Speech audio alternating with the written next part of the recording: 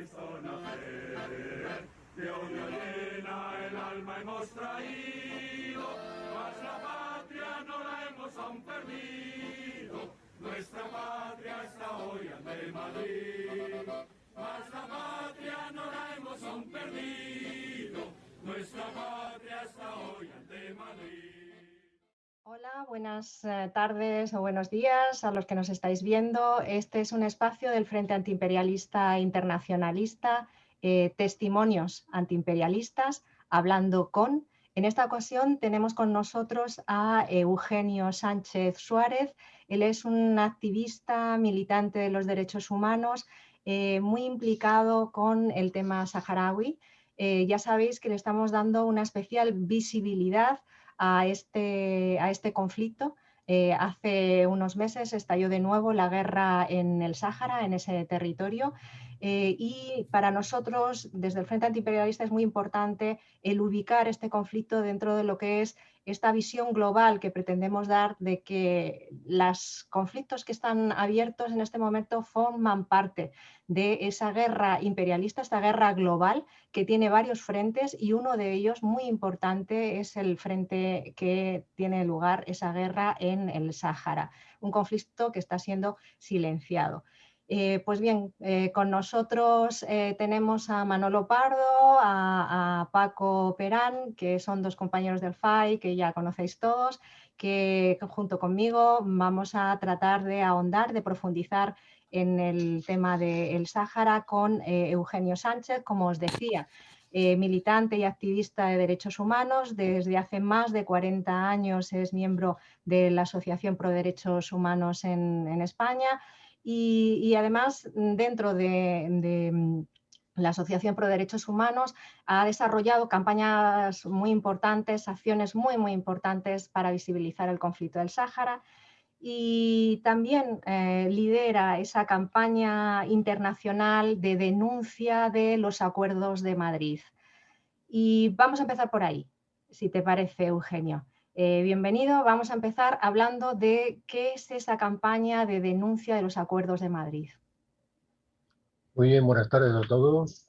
Antes que nada, agradecer vuestra invitación para que efectivamente se pueda visualizar lo que es el trabajo de no solo de la Asociación Pro Derechos Humanos, sino de muchas asociaciones que en el mundo de manera anónima, constante y perseverante tratan, por un lado, de denunciar las transgresiones de derechos humanos y por otro lado, hacer realidad lo que es la Declaración Universal y no que se quede en una declaración de intenciones. La campaña de denuncia internacional de los Acuerdos de Madrid se pone en marcha en el año 2011. ¿Por qué? Porque aprovechamos los medios que tenemos ya hoy en día de Facebook, lo que es todo lo que concierne a Internet y que nos permite, en lugar de antes que enviábamos cartas manuscritas a los diputados y diputadas y acababan lamentablemente tenemos que reconocer que acababan en las papeleras.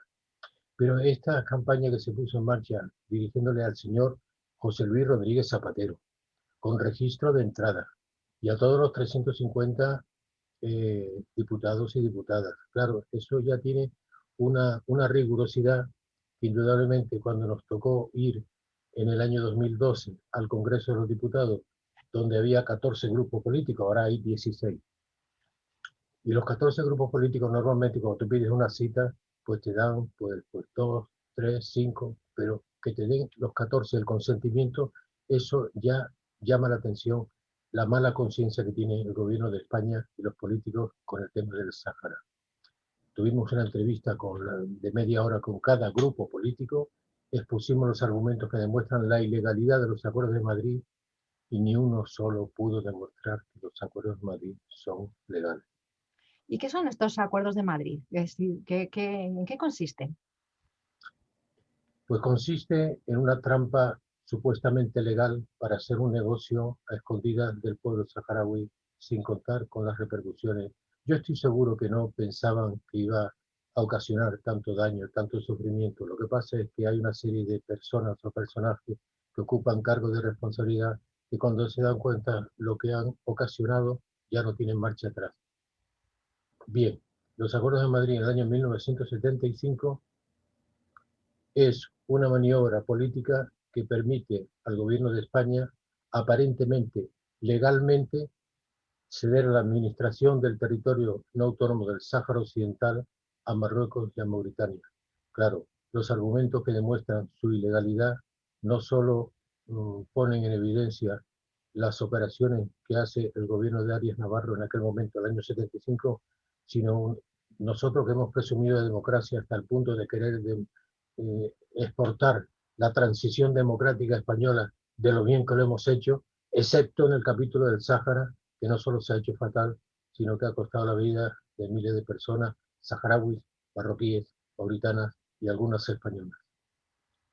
Eugenio, quería preguntarte un poco sobre cómo son los antecedentes históricos de la situación en el Sáhara, cuál es la vinculación de España con el territorio saharaui como colonia históricamente, cuándo se plantea el proceso de descolonización, qué papel jugó las Naciones Unidas, qué compromisos asumió España en ese proceso, etcétera. Vamos a ver.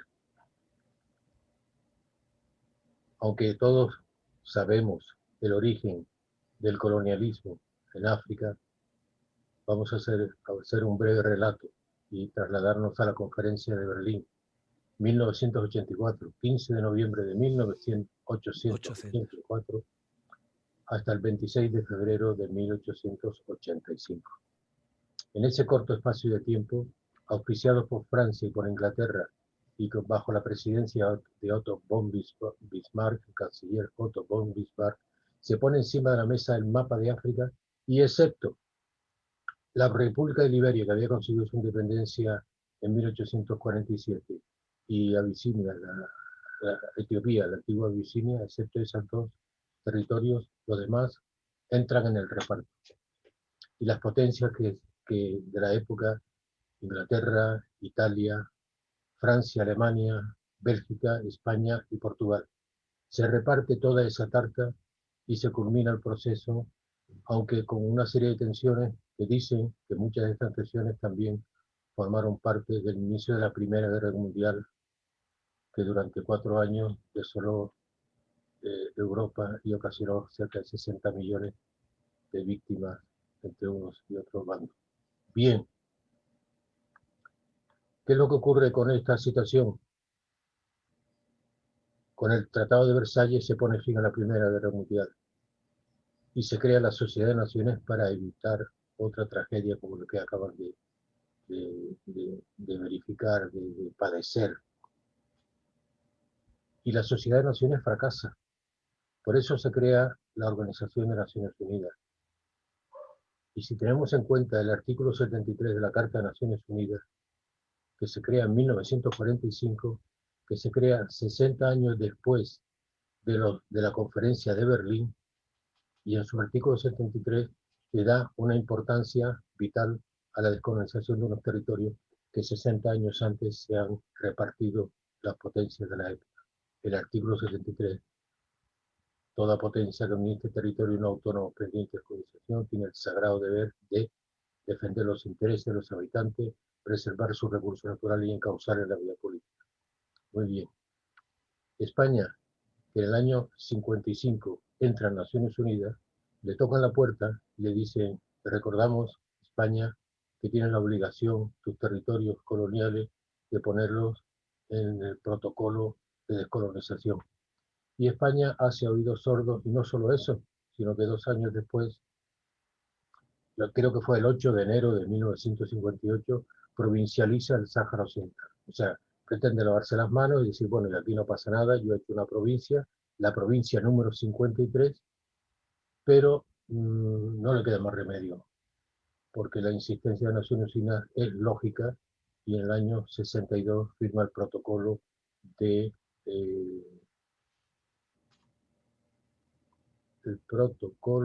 descolonización. Y ahí es cuando viene el problema, porque, o si quieren, vamos a hacer una cosa. Hacemos otra serie de preguntas para no ahondar mucho en una sola cuestión que a lo mejor puede caer un poquito. ¿Te parece? Sí, sí, por supuesto. Adelante, vamos a seguir andando.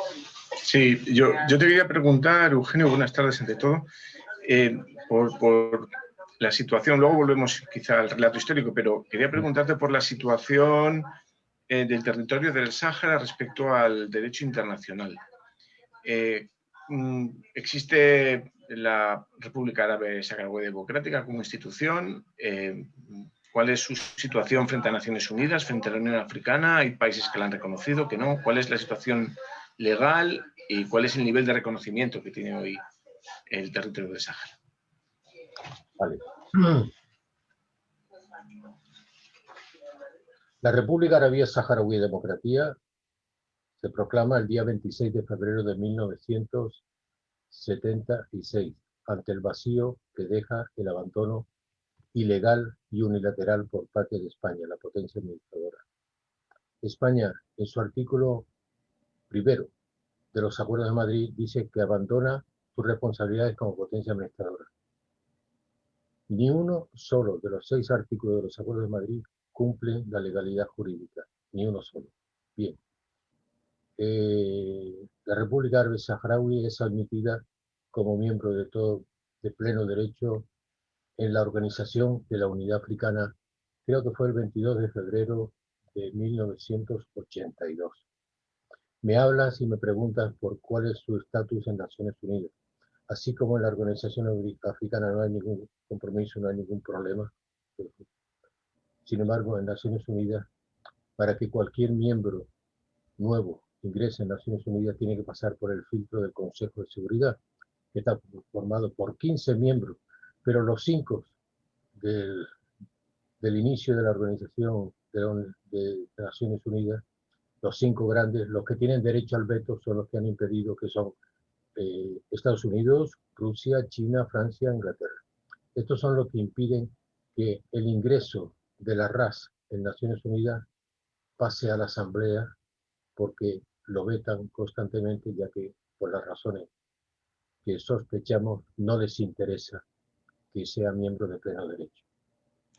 O sea que ahora mismo el estatus de la RAS, ¿cuál es? Está reconocido porque nosotros tenemos representantes de la República Árabe Democrática Saharaui. Entonces, ¿qué estatus tienen esos representantes en el territorio español? ¿Hay países que lo han reconocido al margen de Naciones Unidas? Por supuesto, los reconocimientos son de Estado, no de gobierno. Hay un gobierno que reconoce y el Estado lo tiene que asumir. Por eso, cuando a través de unas acciones comerciales Marruecos ha conseguido de que algún Estado que ha reconocido a la RAS congele su reconocimiento, pues cuando dicen que cancela, no se puede cancelar, lo congela. Vale, momentáneamente. Ha ocurrido con Panamá, que en su momento lo congeló y después volvió a autorizar este reconocimiento o a validar el reconocimiento, ¿no? Entonces, hay 2 clases de estatus con el tema del problema saharaui. Los estados que reconocen a la RAS, que son unos 82 entre los países africanos y Latinoamérica, y los que reconocen al Frente Polisario. En España no se reconoce a la RAS, sin embargo se reconoce al Frente Polisario y tiene su representación. Naciones Unidas no reconoce a la RAS, sin embargo reconoce al Frente Polisario, que es el interlocutor válido en las negociaciones que han intentado llevar a cabo, que ya hablaremos de ese tema. Ya hablaremos del comportamiento de Naciones Unidas con el tema del Sáhara. Bueno, pues vayamos a ello, hablemos de eso. Pues adelante. Hablemos de ese comportamiento de Naciones Unidas y del comportamiento del gobierno español, porque, bueno, y también sería interesante hablar de la Unión Europea, porque no olvidemos que detrás de todo esto hay también unos intereses muy concretos de unos miembros muy importantes dentro de Naciones Unidas y del Consejo de Seguridad, como tú señalabas, ¿no? En concreto, el caso de Francia. Y hay intereses económicos y políticos dentro de esa organización que son la Unión Europea, ¿no? Así que vamos a ello. Muy bien. La Unión Europea, el Tribunal de Justicia de la Unión Europea permite en momentos determinados o denuncia en momentos determinados que las aguas del Sáhara pertenecen a los saharauis y no tienen soberanía Marruecos sobre ella. Pero después entra el Parlamento Europeo y da la visión contraria, y entonces ahí estamos en un toma y daca. ¿No sería más fácil decirle, señores del Parlamento Europeo, señores del Consejo de Europa, señores del Tribunal de Justicia Europeo, no sería más fácil, pueden ustedes demostrar si España cumplió como potencia administradora, según el artículo 73, capítulo 11 de la Carta de Naciones Unidas, sus obligaciones y los propósitos y principios de dicha organización? ¿No sería más fácil que contestaran a esa pregunta? Lo que pasa es que no pueden contestar. O sea, jurídicamente no se atreven a contestar porque no pueden. De la misma manera que jurídicamente la carta que se ha enviado al señor Zapatero, presidente del gobierno de España, en el año 2011, al señor Rajoy en el año 2012, al señor Pedro Sánchez en el año 2018 y en el año 2020, no pueden contestar jurídicamente, no pueden demostrar que los acuerdos de Madrid son válidos. Parece mentira que la acción negativa que comienza en la conferencia de Berlín y viendo las desastrosas consecuencias, resulta que en el año 75 hay 3 Estados miembros de Naciones Unidas, España, Marruecos y Mauritania, que intentan ocasionar un daño irreparable, pero escondiéndose detrás de los acuerdos comerciales. Fíjense la gravedad del comportamiento de España. Ya dejamos claro que la Unión Europea lo que tiene que hacer es, no, si las aguas sí, las aguas no. No, lo que tiene que hacer ¿es legal o no es legal la situación del Sáhara Occidental? Porque si es ilegal, ¿para qué estamos debatiendo si las aguas se pescan o no se pescan? Estoy seguro que han visto la película Diamantes de Sangre. Está basada en hechos reales y en una situación catastrófica y caótica en la República de Sierra Leona. Pero la información y la cantidad de imágenes tan macabras y tan sádicas que se vieron ocasionaron que en un momento determinado alguien se le ocurrió hacer una película, Diamantes de Sangre. Ya no se permitió, por lo menos en esa área, que se vendieran esos diamantes, porque estaban manchados de sangre. ¿Qué tal si publicitamos los fosfatos de sangre y la pesca de sangre para llamar la atención de lo que viene ocurriendo desde hace 46 años? Bien, la Unión Europea, la dejamos ahí. Me preguntabas Naciones Unidas. Naciones Unidas lleva aplicando desde el año 1975 el capítulo 6 de la Carta, resolución de conflicto por medios pacíficos. Perfecto. Pero es que desde que se firman los acuerdos de Madrid, desde que se firman los ilegales acuerdos de Madrid, 14 de noviembre del 75, casi escasamente un mes y algo después, desde el principio de enero de 1976, España está en el territorio todavía. Hasta el 22 de febrero de 1976, España está todavía en el territorio. Sin embargo, la aviación marroquí bombardea con napalm y fósforo blanco las localidades de Guelta Semur, de Undreiga, de Tifariti, y España está presente en el territorio, puesto que España abandonó el territorio 4 días después, el 26 de febrero.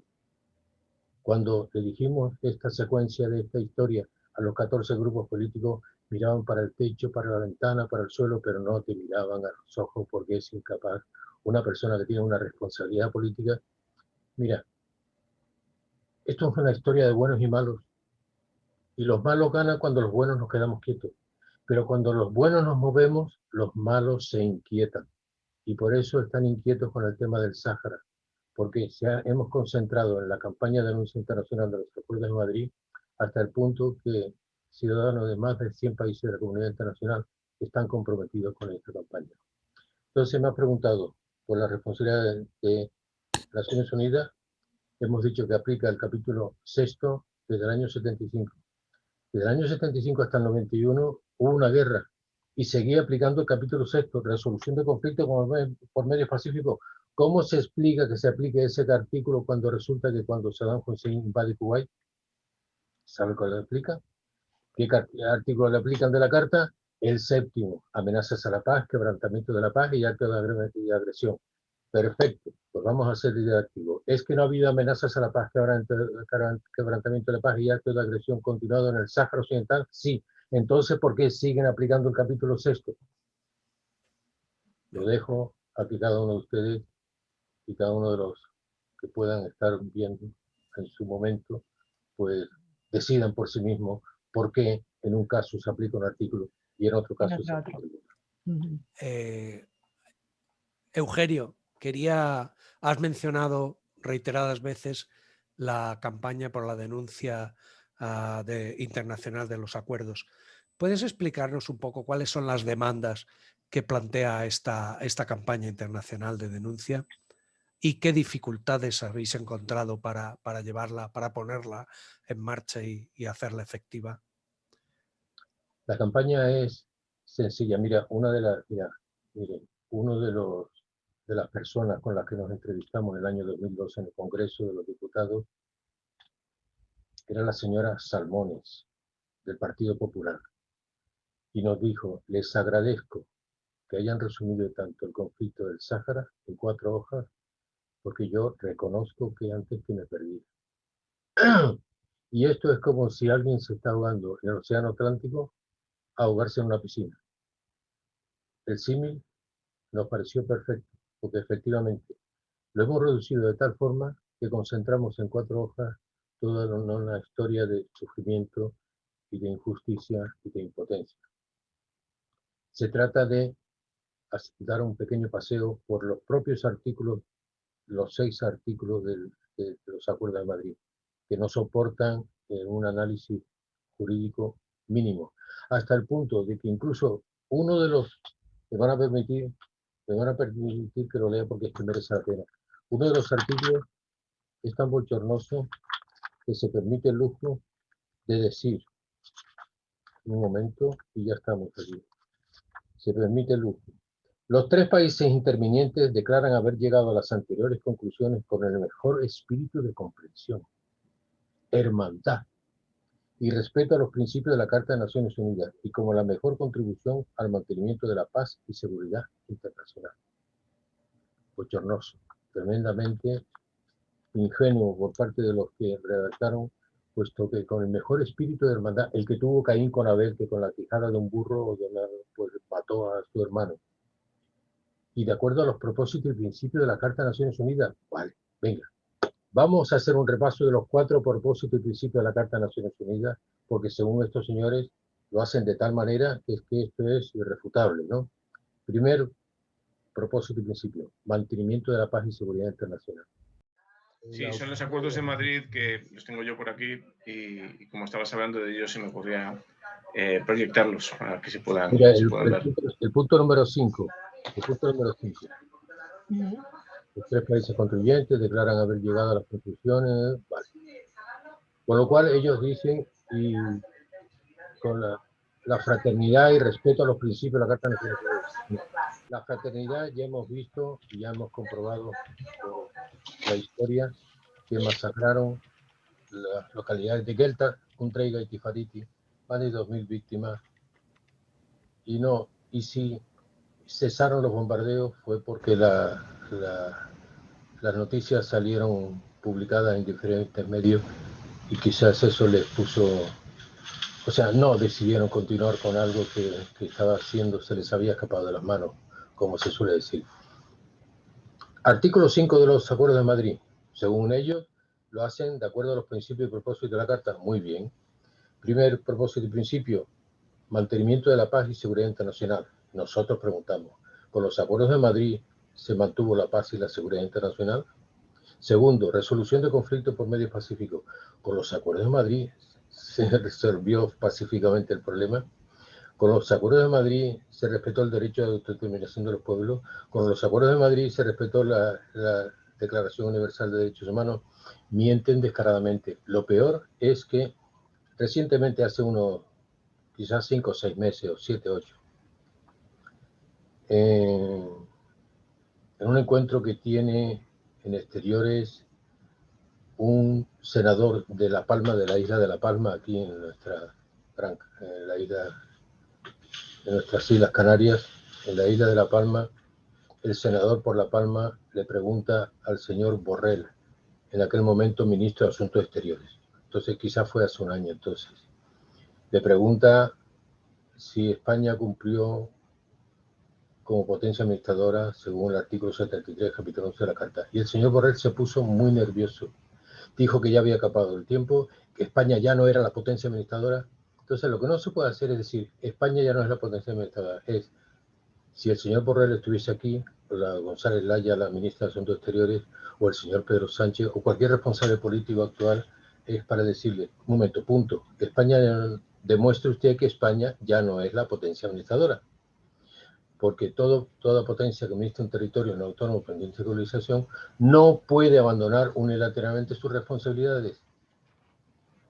De hecho, cuando el señor Kurbajain se encuentra con el señor Arelza sobre el 21-22 de febrero de 1976,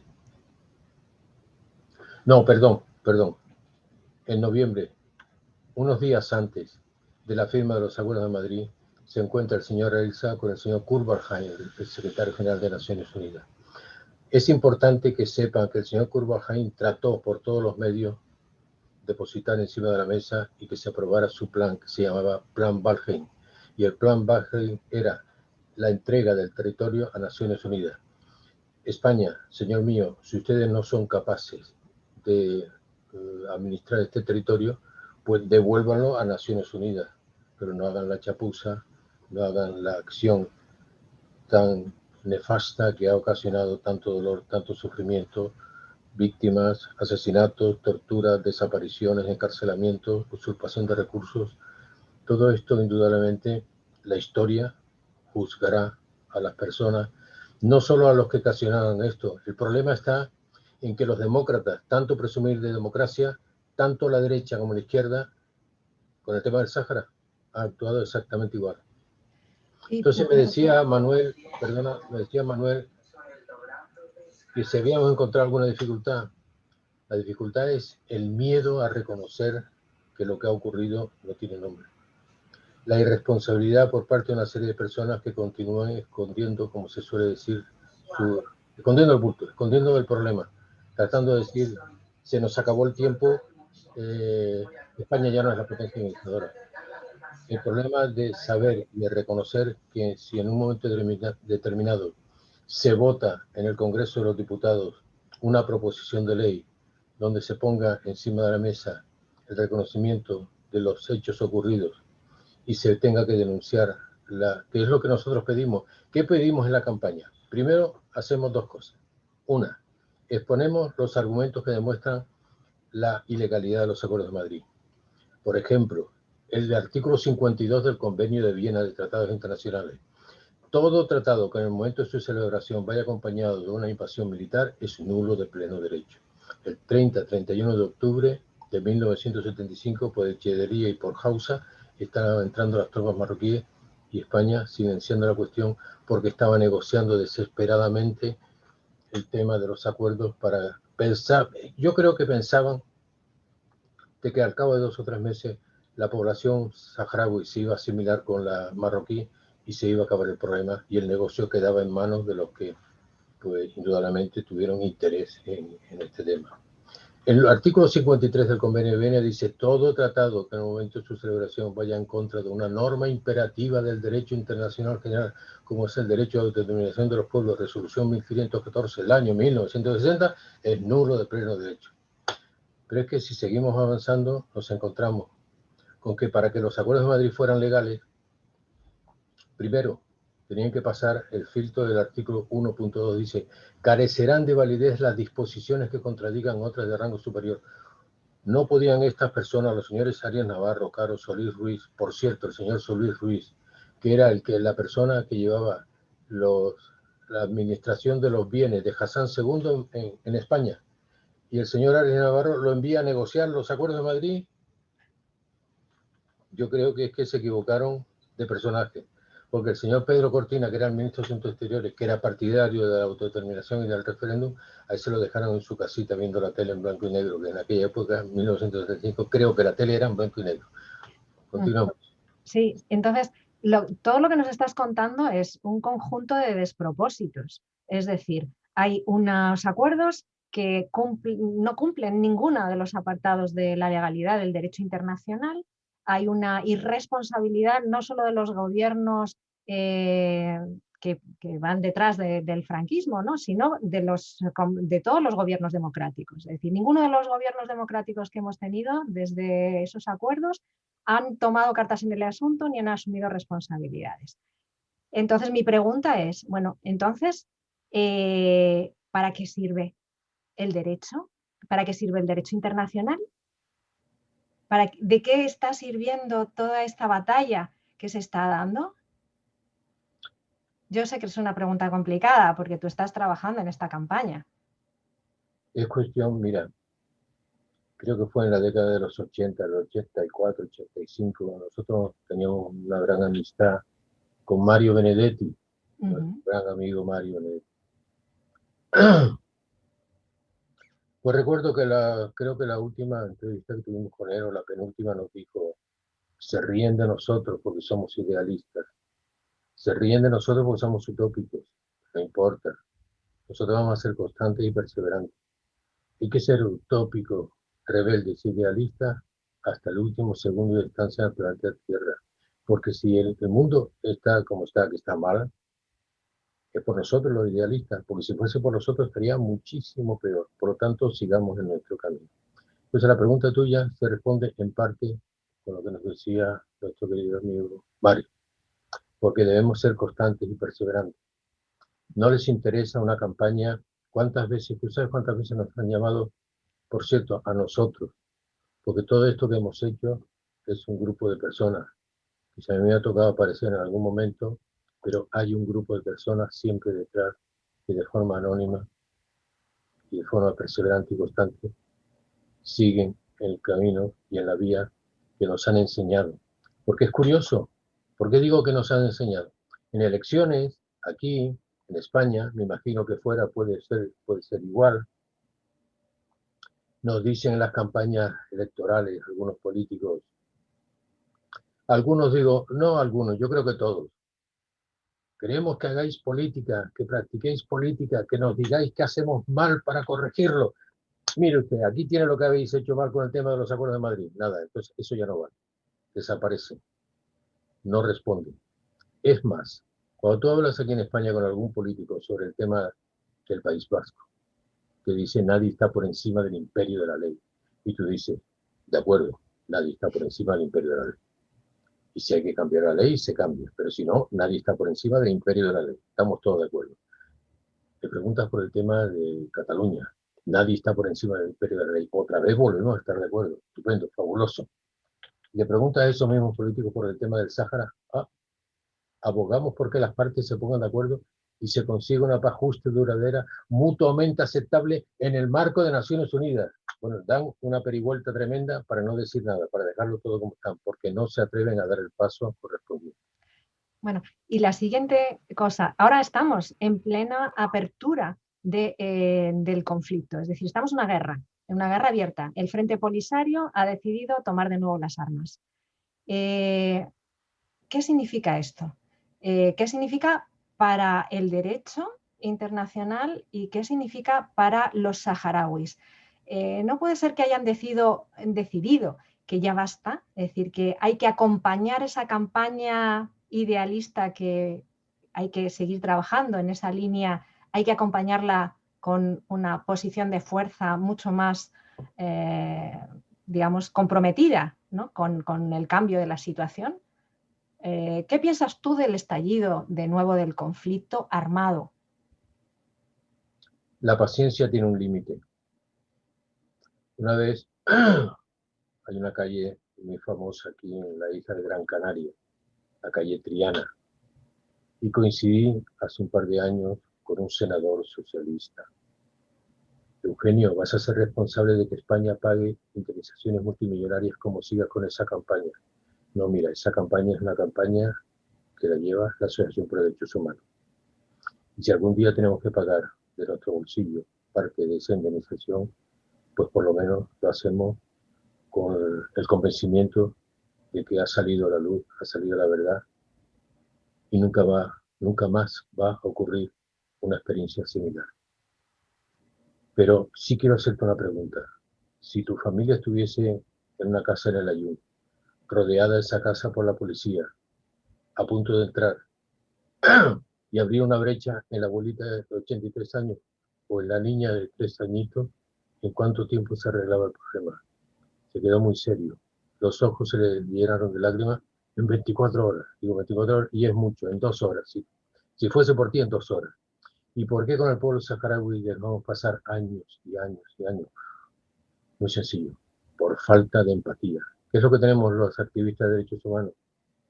La empatía. Nos ponemos en el lugar de las personas que están sufriendo y por eso actuamos como actuamos y hacemos lo que hacemos.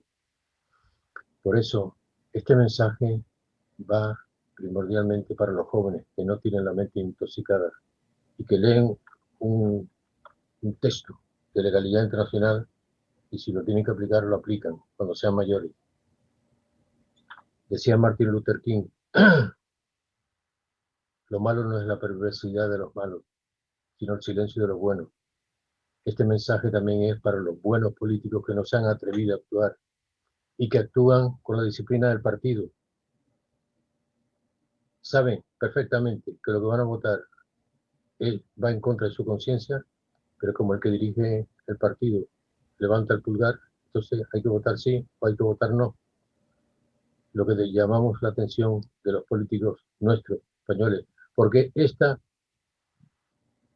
problema se originó en Madrid en 1975 y se puede resolver en Madrid, no en la Unión Europea, no en Naciones Unidas, no en Francia, ni en Inglaterra, ni con el voto del señor Trump.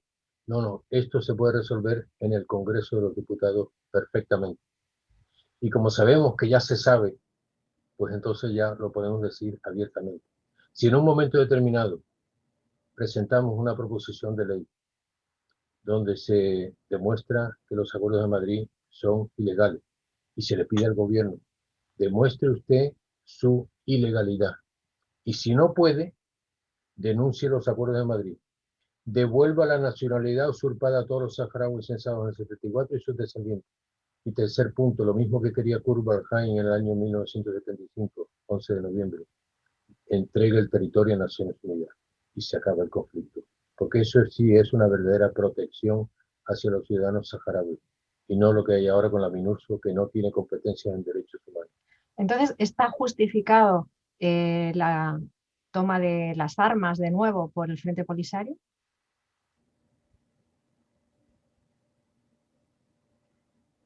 Cuando suenan las armas, mueren personas que están obligadas a estar en esa área, en ese campo de batalla, y les gustaría estar en su casa con su familia. Lamentable, pero también es lamentable que un pueblo que fue invadido hace 46 años siga soportando la injusticia y la impotencia de ver que como sus familiares desaparecen o los encarcelan o los torturan y aquí no pasa absolutamente nada.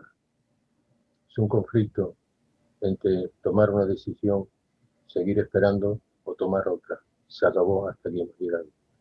Creo que los saharauis han tenido muchísima paciencia.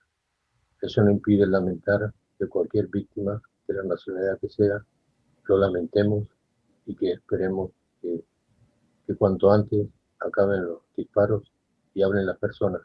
Nosotros, en el siglo XXI, hablamos por los sin voces. Seguimos hablando por los que no pueden hablar.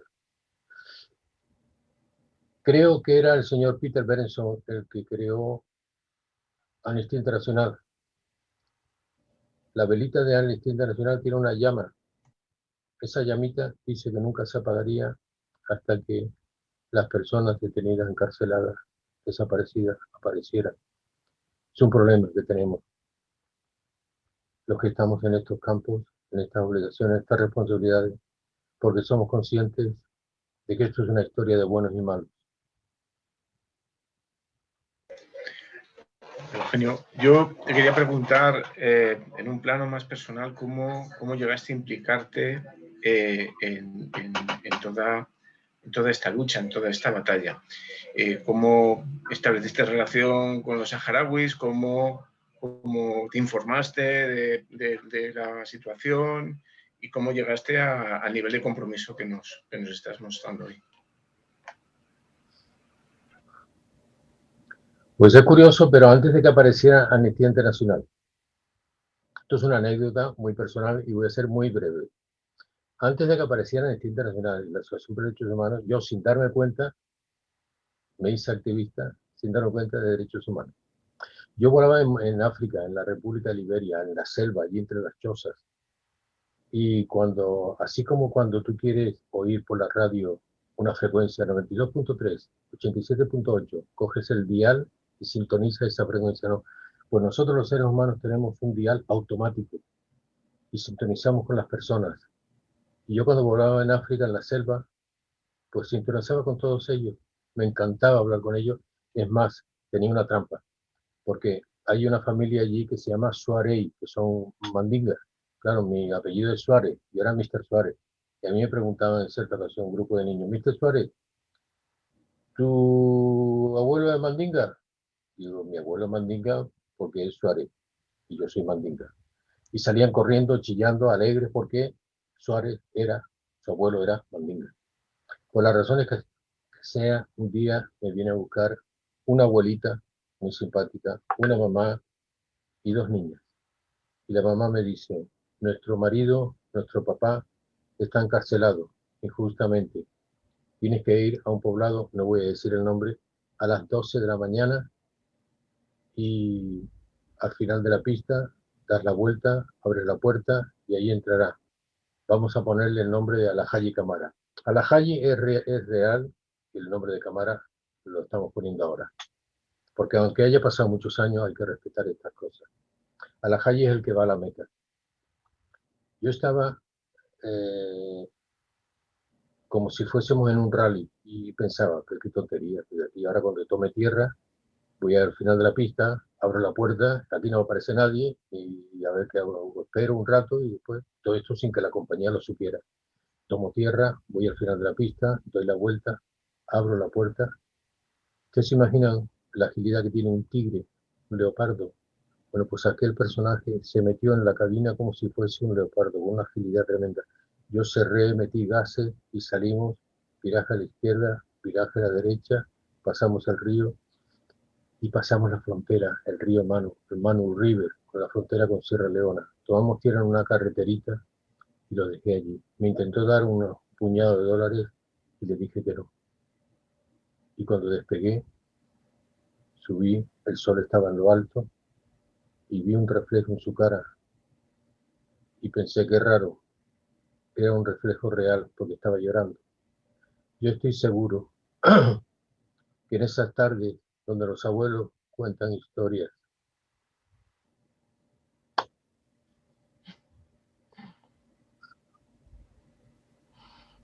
Ahí te hiciste activista de derechos humanos. Claro que sí, claro que sí. Es una experiencia muy, muy personal, pero muy ilustrativa, ¿no? De lo que es la toma de conciencia a partir del sentimiento, de los afectos y cómo se genera esa empatía, ¿no? Sí, sí. Estoy seguro cuando ese abuelito ha contado esta historia, por él, nada, no puedo. Lo siento, no puedo. Después a lo mejor no termino la historia esta. Sí, nada, no te preocupes. Es que nos interesaba mucho porque a la gente que esté viendo, que vaya a ver esta entrevista, y sobre todo a la gente joven, ¿no? A la gente joven yo creo que necesita referentes. Y los referentes no solo pueden ser, no solo son intelectuales, no solo son de cómo se entiende un conflicto, cómo se entiende un problema, sino que esos referentes también tienen que ser lo que llega o lo que toca al corazón, ¿no? Y yo creo que esas experiencias que los militantes tenemos cada uno en su medida, ¿no? Esas experiencias son muy importantes el compartirlas, precisamente para que haya esa transmisión, ¿no? No solo de conocimientos, sino de sentimientos. O sea, hay que transmitir a los militantes conocimientos y sentimientos que nos ayuden, ¿no? a continuar la lucha. Yo creo que para todos nosotros, desde el Frente Antiimperialista, que estamos en esta batalla, ¿no? Estamos un poco como construyendo una trinchera, ¿no? Nosotros a veces en los conversatorios y con los compañeros, yo soy profesora y cuando doy clase a mis alumnos Profesora de... de sociología. Ah, vale. De sociología y de ciencias políticas, porque doy a alumnos de derecho y ciencias políticas. Y cuando trabajamos el tema del colonialismo, muchas veces les intento transmitir lo que hay detrás del derecho y también detrás de estas prácticas, ¿no? De estas prácticas políticas en términos de sufrimiento humano, poniendo estas historias, ¿no? Detrás. No es solo una cuestión de derecho, de ley, sino que detrás hay personas, hay rostros. Por eso, en el Frente Antiimperialista tratamos siempre de que se recojan testimonios, ¿no? Este espacio lo llamamos así, testimonios antiimperialistas, porque el testimonio es esa transmisión no solo de conocimiento, sino de sentimiento, ¿no? De los afectos, de las implicaciones. Así que para nosotros es muy importante, ¿no? El cómo tú nos estás contando una experiencia vital que te llevó a emprender esta lucha, ¿no? que continúas. Y así después de pequeño, yo de pequeño estudiaba en el Instituto de Segunda Enseñanza Media aquí en Las Palmas. Y es curioso porque había dos niños que se estaban peleando en el patio. Ajá. Mojamito y España. Se llamaban así, Mojamito y España, porque en aquella época había muchos niños saharauis. Y los separé y me hice amigo de los dos. España sí era de mi clase, pero Mojamito no. Sin embargo, con el paso del tiempo, me acuerdo que estando volando en Monrovia, Mojamito me escribió una carta muy cariñosa.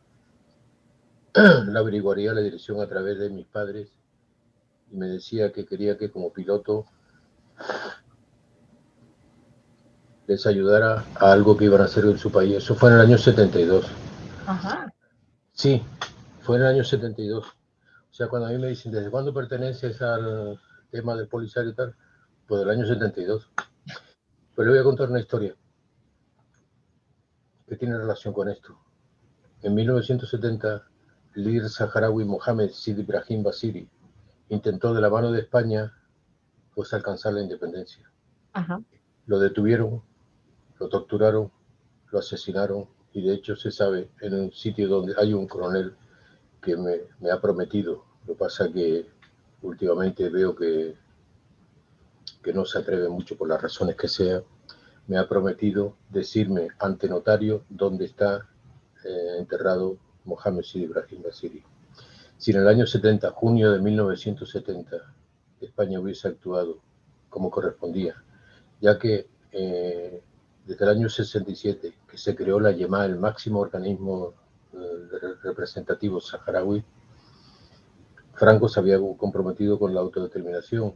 Por lo tanto, lo que ocurrió ese 17 de junio del 70, no sé qué pasó allí en el Ayun y qué es lo que hizo que acabase esta situación de manera tan dramática que incluso ha tenido repercusión histórica, porque si hubiesen seguido adelante de esa forma, no hubiésemos tenido que estar ahora nosotros hablando, ni en el camino se hubiesen quedado tantas víctimas, tanta gente sufriendo y las consecuencias del horror de la guerra y de las torturas y las desapariciones y todo eso que conocemos. Bien, me he perdido. Sí, estabas contándonos cómo en los años 70 ya había una responsabilidad si España se hubiera comportado como debería de haberse comportado. Sí, efectivamente, ¿no? Y de hecho en el año 72 pues ya se estaba fraguando lo que fue después la creación del Frente Polisario. Sí, esto es lo que iba a decir. Uh-huh. Y Mojamito, cuando comenzó la guerra, al poco tiempo, pues me enteré que había fallecido. Uh-huh. Sí, son las... Sí. Claro. O sea que además parece que no es solo esa experiencia que tuviste ya como piloto, sino que desde muy chico el contacto con el Sáhara fue muy estrecho. Nosotros conversábamos antes de esta entrevista precisamente sobre el tema de Canarias y decíamos, bueno, es que es tan lógico que desde Canarias se sienta el tema del Sáhara como algo tan cercano y tan próximo y tan de dentro que casi nos preguntábamos, bueno, ¿y qué puede haberle llevado a Eugenio, ¿no?, a empatizar tanto, ¿no? Y Mira, sí. cuando estoy con los sobrinitos o con los hijos de amigos pequeñitos y tal, y les pregunto, ¿qué quieren ser de mayor? Y me dicen, no lo sé. Me da tristeza, me da pena, porque yo he tenido la gran suerte desde pequeño, y no me pregunten por qué. Yo desde pequeñito quería ser piloto y quería ir a África. Lo de piloto, mi padre era controlador, pero años después me llevó a ver el control, la torre de control y todo esto. Y en la calle donde yo jugaba la pelota, yo vivía en el número 8, en el número 6 salía un militar que con el paso del tiempo, con su paso ahí firme, muy erguido, con un maletín, y yo decía, en ese maletín debe tener unas cosas, unos documentos importantísimos. Y las vueltas que da la vida, porque yo le pregunté a mi padre, papá, ese señor militar, ese tiene, ese es Gonzalo Villanosa, una gran persona, falleció recientemente, una gran persona, es un piloto, y las vueltas que da la vida. En el año 73, cuando entro en Aviaco, me tocó volar de segundo con él, y le conté que cuando era pequeño, pues lo veía con su paso firme y con su maletín y con sus documentos importantes. Y le digo, oye, Gonzalo, ¿qué llevabas tú en ese maletín? Documentos importantes, ¿no? Decía mi padre. Y dice, sí. Había documentos importantes y algunos muy importantes. El bocadillo y el transistor. Sí, sí. Qué vueltas da la vida, ¿no? Pero precisamente el hecho de que las Islas Canarias, ¿no?, tengan esa proximidad, que con algunos compañeros del Frente Antiimperialista canarios, ¿no?, que nos hacen llegar muchas veces información no solo de lo que está ocurriendo ahora con la inmigración, ¿no?, que está ahí desde siempre, sino que nos informan también de los ejercicios militares, de la implicación de Estados Unidos, de cómo las Islas Canarias se está convirtiendo como en una especie de base militar, ¿no?, del control de África, ¿no? Y yo creo que para nosotros es fundamental el entender qué papel está jugando España, porque además las Islas Canarias están funcionando casi como un enclave, ¿no?, para las políticas imperiales, ¿no? Yo no sé si tú tienes esa sensación también. Bueno, por un lado, de pequeño teníamos mucho contacto por la calle, nos cruzábamos con personajes que para nosotros eran raros y extraños, muy amables, eso sí, pero venían con su darrá, con sus melfas, con sus coloridos. Y entonces yo tenía la costumbre todos los días, cuando coincidía con ellos, les saludaba, hola, y siempre todos me decían, me saludaban pues al estilo suyo, normal, ¿no? Salam aleikum. Y yo como no entendía lo que significaba eso, decía hola, y así. Y como yo quería que me dijeran salam aleikum, cada vez que me tropezaba con alguien, digo, hola, salam aleikum. Y ya después ya aprendí a decirle aleikum salam. La infancia es muy importante, los recuerdos que tienes de la infancia. Yo he tenido unos padres maravillosos y unos amigos excelentes. Por eso cuando he visto a alguien que tenía algún problema y le podía ayudar, pues me he dado cuenta que estaba sintonizado en la frecuencia de derechos humanos sin saberlo. ¿Me ha costado disgusto? Sí, pero también ha habido, por ejemplo, la campaña de los desaparecidos. Eso lo hicimos con una parte de mi sueldo como comandante de Aviaco, que nunca me arrepentiré de haber empleado aquel dinerito en aquella campaña de postales, la campaña de las postales, y gracias a estas postales, no sé si se verá bien ahí, Sí, sí. Ajá. gracias a estas postales, de una lista de 762 salieron libres 362. Pero no solo salieron libres 362, sino que Hassan II primero tuvo que reconocer lo que negaba durante años, la existencia de desaparecidos, y después tuvo que abrir la puerta de las cárceles para esas personas. En cierta ocasión pasé por Madrid y me encontré con un político. No digo el nombre porque espero que haya recapacitado y se haya dado cuenta de su grave error. ¿Qué tal, Eugenio? Muy bien, estamos en el tema de la campaña de los desaparecidos. Dice, esos están todos muertos. Pues mira, aunque uno solo traspase el umbral de la jaima de la casa, merece la pena. Pues no fue uno, fueron 362. Sí, Pero si yo sé por aquel señor, no aparece nada. claro, eso es también, yo creo que fundamental, ¿no? Que es un relato también de los éxitos, de los logros, porque esta campaña de denuncia, como decías tú antes, ¿no? Tiene que ser sistemática, continuada en el tiempo, y hay victorias que hay que reconocer, ¿no? Y una de ellas es esa, ¿no? Que estás contando. Y ese trabajo de visibilización de que existen presos saharauis, que son presos políticos, la denuncia de Marruecos, ¿no? En ese sentido. ¿Vosotros tenéis conflictos con Marruecos? Nosotros, como miembros de la Asociación Pro Derechos Humanos, Sí. bueno, en cierta ocasión, yo entiendo, mira, ocurrió con el tema de los servicios de seguridad marroquíes y españoles cuando Hassan II, en noviembre del 89, vino en visita oficial a Madrid. Los servicios de seguridad pues emplearon a fondo porque lógicamente era la visita de un monarca, un vecino, una persona que indudablemente había que cuidar el protocolo, pero esa es la obligación de ellos, cuidar y disciplinarse para que no haya huecos ni fisuras. Pero la obligación de nosotros como activistas de derechos humanos es pacíficamente hacer cosas que llamen la atención. Pues entonces pensamos, ¿qué tal si cogemos una pancarta de 60 metros cuadrados y una avioneta y nos paseamos por encima del ayuntamiento cuando esté entregando Rodríguez Sagún al alcalde de la ciudad las llaves de oro al señor Hassan II? Eso es una idea descabellada, eso es una locura, pero ¿a ti qué te parece? Digo, a mí me parece fenomenal.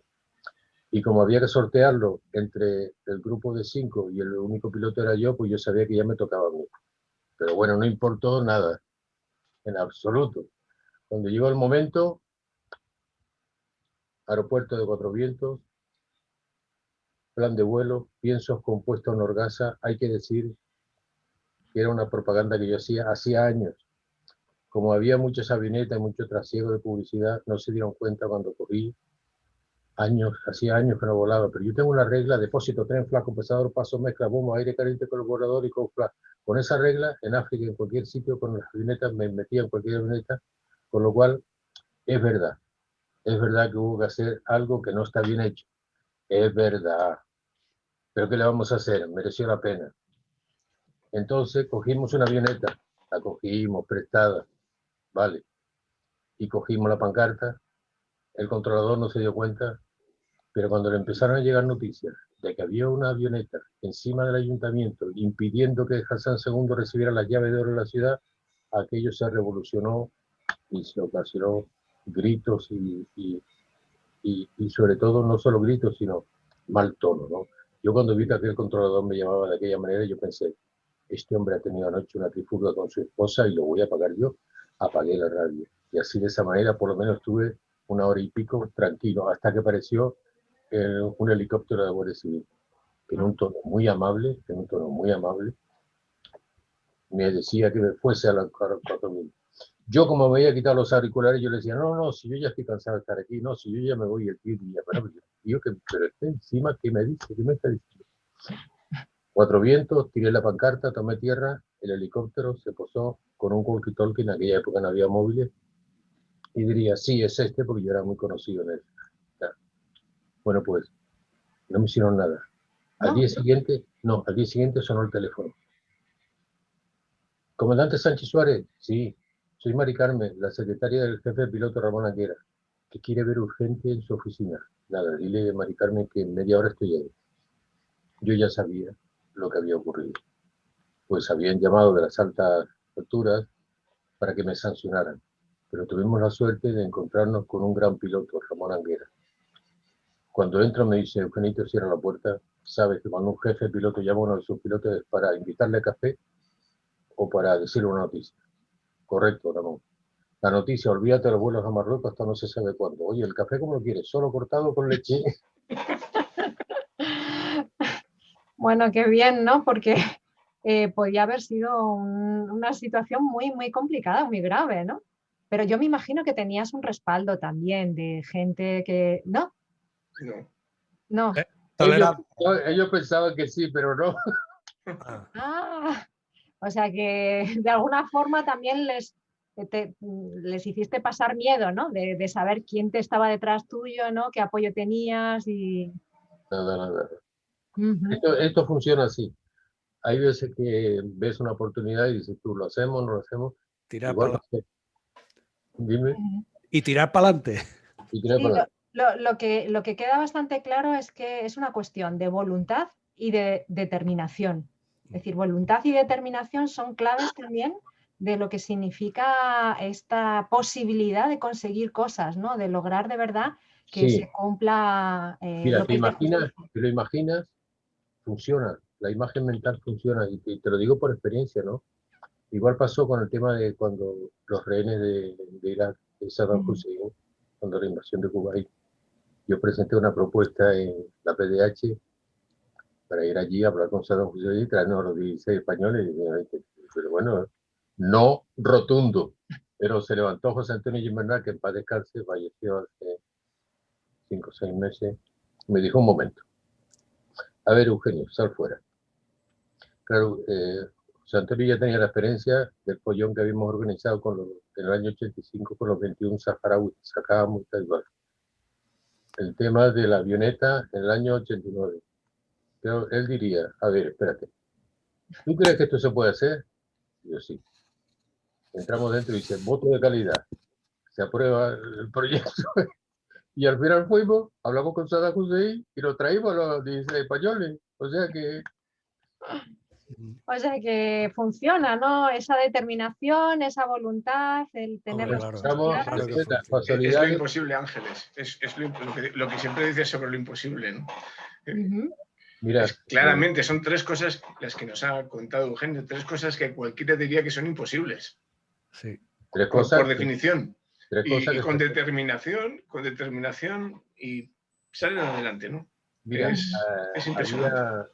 cuando fuimos a la embajada de Irak para presentar la propuesta al embajador, nos dijo, pues creemos que hay otra persona que también está pensando hacer algo parecido. ¿Se pueden juntar ustedes con la propuesta de Cristina Almeida? Y Cristina Almeida había sido, aparte que es una gran persona y una gran amiga, había sido vicepresidenta de Derechos Humanos. Por supuesto que sí. Y juntamos las dos propuestas y después se unió Gustavo Villapalo.